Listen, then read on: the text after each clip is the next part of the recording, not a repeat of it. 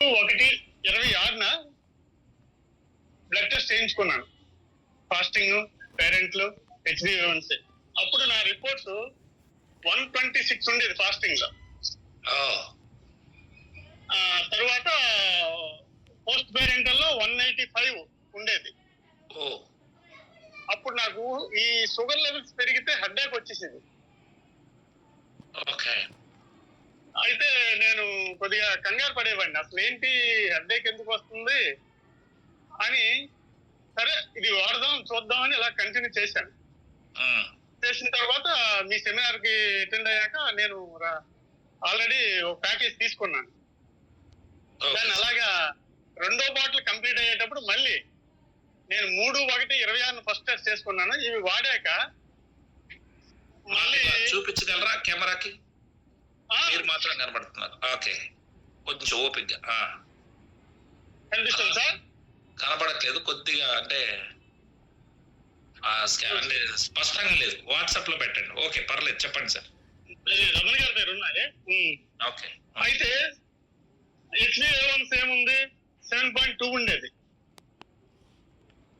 మళ్ళీ నేనేం చేశాను, ఇవి వాడుతూ 2 బాటిల్ కంటిన్యూ అవుతుంది.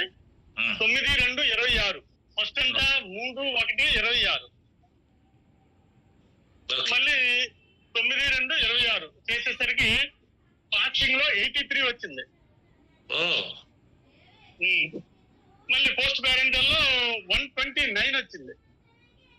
ఎక్సలెంట్. ఆఫ్టర్ ఫుడ్ HbA1c ఏమైంది 5.9 వచ్చింది. 7.2 ఉన్నది. వావ్, 7.2 నుంచి 5.9 వచ్చింది. ఇది ఇలా వాడుతూ కంటిన్యూ చేస్తున్నాను. నాకు స్పాండిలైటిస్ ఉండేది. దాంట్లో ఇబ్బంది పడేవాడిని. గత 14 years నుంచి స్పాండిలైటిస్ ఇబ్బంది పడడం, ఏదో అసాదులు, ఆయిల్, ఫిజియోథెరపీ అని చేసేవాళ్ళు. ఎన్ని చేసినా రిలీఫ్ రాలేదు. ఇది ఆటోమేటిక్ గా సెట్ అయిపోయింది. పడుకున్నప్పుడు పెయిన్ వచ్చేది, పెయిన్ ఏం లేదు, ఇప్పుడు రిలీఫ్ ఉంది. ఇదే పరిస్థితి మా మిస్సెస్ కు ఉంది. సరే ఇదేదో బాగుంది, ఇది వాడని ఆవిడికి ఒక బాటిల్ ఇచ్చాను. ఒక బాటిల్ కంటిన్యూ ఒకటి అయిపోయాక ఎలా ఉందంటే ఇప్పుడు బాగుంది. ఆవిడ ఎప్పుడు ఆయిల్స్ పడుకునేటప్పుడు మసాజ్ చేసుకొని పడుకునేది. ఇప్పుడు 2వ బాటిల్ వాడుతుంది. ఎలా ఉందంటే బాగుంది, పర్వాలేదు, రిలీఫ్ వచ్చింది.